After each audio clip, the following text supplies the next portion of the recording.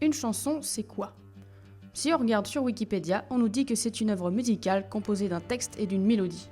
Bon, jusqu'ici tout va bien. Puis on nous dit que ça va de la comptine pour enfants à la chanson de geste médiévale à plusieurs milliers de vers. Bon, en vrai, mettre La Famille Tortue et la chanson de Roland et ses 4002 vers dans le même sac, c'est un peu hâtif. Il existe un nombre plutôt conséquent de types de chansons, selon les époques et les styles, et aujourd'hui, on va s'intéresser à quelques exemples d'une période faste pour la chanson, la Renaissance. Et voir ces différents types de chansons va aussi nous aider à comprendre comment la musique horizontale est devenue verticale.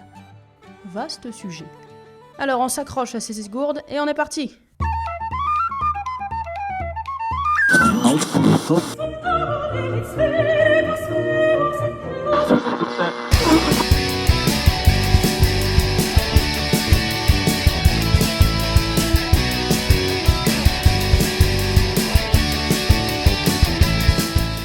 Nous allons commencer par parler d'un type de chanson qui est à la limite entre le Moyen-Âge et la Renaissance, la chanson bourguignonne. La star incontestée de ce type de chanson est le franco-flamand Guillaume Dufay, né vers 1400 et mort en 1474. Alors effectivement, si vous vous souvenez de vos cours d'histoire, on dit que le Moyen-Âge se finit en 1492, quand Christophe Colomb s'est gouré dans les indications qu'il avait données à son GPS. Mais en musique, on va plutôt placer ce changement de période vers 1450. Bon, et puis on s'imagine bien que ce n'est pas le 31 décembre 1449 qu'un mec s'est dit « Bon les gars, demain on change tout, on se modernise et on arrête de faire du vieux !» Non, bien sûr, ça s'est fait en transition. Et ce cher monsieur Dufay est l'un des principaux innovateurs de cette époque ayant permis de glisser vers autre chose. Mais revenons à nos bœufs et à la chanson bourguignonne. C'est une chanson polyphonique qui a 3 voix. Enfin, 2 de ces voix ne sont pas des voix. Vous voyez le concept ? Je vous laisse un peu écouter la chanson que je vous propose. Par le droit, je puis bien comprendre. Par droit, je puis bien comprendre. Vous devriez mieux comprendre.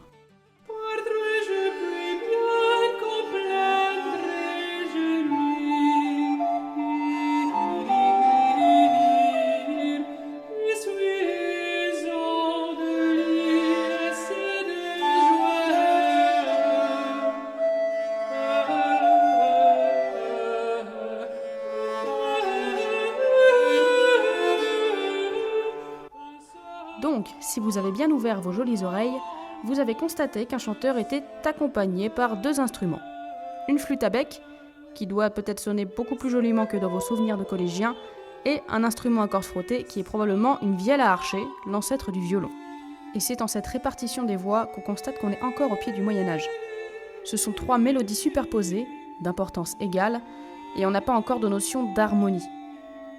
C'est ce qu'on appelle une écriture horizontale. Vous voyez, on pose les mélodies les unes sur les autres pour avoir une polyphonie, sans chercher à ce que les instruments soutiennent le chanteur, donc on n'a pas de voix principale. On va chercher à faire plusieurs mélodies distinctes qui sonnent bien quand elles sont ensemble, mais aussi quand elles sont isolées les unes des autres. Ici, on a 2 mélodies différentes. Donc oui, il y a 3 voix, mais seulement 2 mélodies parce que la voix et la flûte font la même chose, mais en canon, donc en décalé. Regardez plutôt. Là, on prend la mélodie de la voix et on la superpose avec la mélodie de la flûte.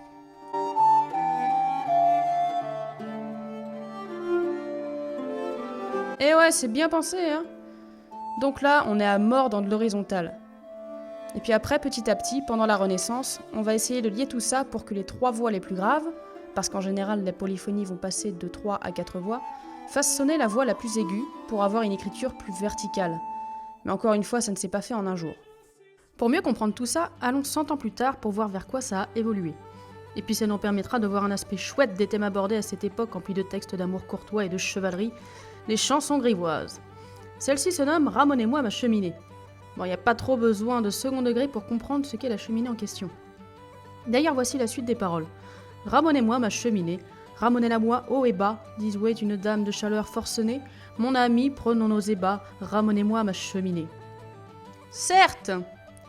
Cette chanson a été composée vers 1535 par Nicolet des Celliers de Hédin, un compositeur et maître d'enfants de chœur picard né vers 1500 et mort en 1538.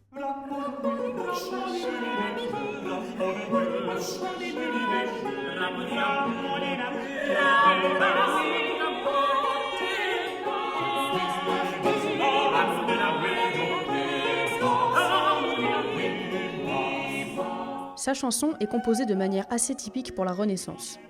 On a par exemple encore une présence d'horizontalité avec le départ en imitation. Alors, le départ en imitation, c'est assez simple, regardez plutôt. On prend le départ de la voix de basse, la plus grave et la première à partir, et on va voir que toutes les autres voix vont imiter son départ. Au soprano, la voix la plus aiguë, puis au ténor, et enfin à l'alto, les voix intermédiaires. Et puis on retrouvera ce principe un peu partout dans la pièce, comme ici, à la basse, puis au soprano et l'alto. Du coup là, on est d'accord, le but est encore de superposer des mélodies, et on a en fait affaire à des mini-canons, du coup horizontales. Et puis quand on regarde plus précisément, on voit des éléments d'écriture verticale. Par exemple ici, le soprano et l'alto sont en homorythmie, c'est-à-dire qu'ils font le même rythme, et s'articulent l'une avec l'autre et sont faites pour sonner ensemble. L'une monte quand l'autre descend. C'est ce qu'on appelle un mouvement contraire. Et là, on est à mort dans le vertical. Après, on peut constater que les voix s'arrêtent sur une note longue. Le compositeur a voulu qu'à ce moment précis, on entende un accord. En l'occurrence, c'est un accord de Do. Une prochaine vidéo viendra pour expliquer le fonctionnement et le rôle des accords, pas de panique.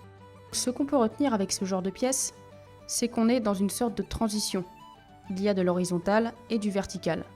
Cependant, ce type de composition a un désavantage notoire et une limite par rapport au texte. On comprend plus ou moins rien. Du coup, c'est en ça que la verticalité va nous aider à un petit peu mieux comprendre. Et pour ça, on va aller à l'autre bout de la Renaissance, en 1597, dans l'Angleterre de John Dowland. Né en 1563 et mort en 726, il est à la charnière entre la Renaissance et la période baroque. Nous prendrons comme exemple sa chanson Now Oh Now. Mr. Dowland écrivait surtout des chansons accompagnées au luth et parfois avec un ensemble de viols. Et là, on a un chant pour chœur accompagné au luth. Now I need the start, letting go my absent glow. Absence can no joy impart, joy once left cannot return. Ce qu'on constate à l'écoute, c'est que là on peut comprendre les paroles, ou tout du moins les distinguer clairement si on ne comprend pas l'anglais. La raison est simple, les voix sont en homorythmie, c'est-à-dire qu'elles font le même rythme, et donc il n'y a pas de texte disséminé dans tous les sens. Dowland privilégie la clarté du texte pour que l'auditeur le comprenne, et c'est ce que va lui permettre l'écriture verticale et l'homorythmie des voix, bien qu'on ait parfois quelques petites ornementations au luth. C'est-à-dire que plutôt que d'avoir un accompagnement qui soit exactement comme la mélodie, comme ça,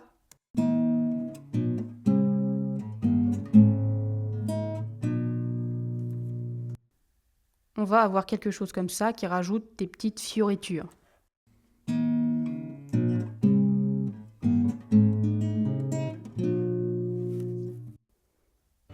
Dowland va rechercher le son de chaque syllabe pour que ce son soit le plus complet et riche possible. C'est-à-dire qu'ils s'accordent ensemble, faire que ce soit l'alliance des notes qui donne toute sa richesse à la musique et au texte. Il va donc chercher l'harmonie des sons. Voilà, j'espère que vous aurez appris des choses sur l'écriture musicale horizontale et verticale, mais aussi sur les chansons de la Renaissance. Bien sûr, à cette époque, il existe beaucoup plus de types de chansons, comme la chanson parisienne de Clément Jeannequin, qui va chercher à imiter des sons existants comme ceux de la guerre ou des cris qu'on pouvait entendre dans Paris. Mais déjà, voir ces trois types de chansons nous aura permis de voir comment, finalement, la musique n'est qu'une grande continuité en constante évolution, et qu'il ne faut pas penser que la musique ancienne est élitiste et compliquée, mais qu'elle est la mère de ce qu'on écoute aujourd'hui. Il n'y a qu'à voir Sting, le chanteur de Police, qui a fait tout un album consacré à John Dowland. Donc pour ça, n'oubliez pas que ça vaut toujours le coup d'aller voir plus loin, et que la curiosité n'est pas forcément un vilain défaut.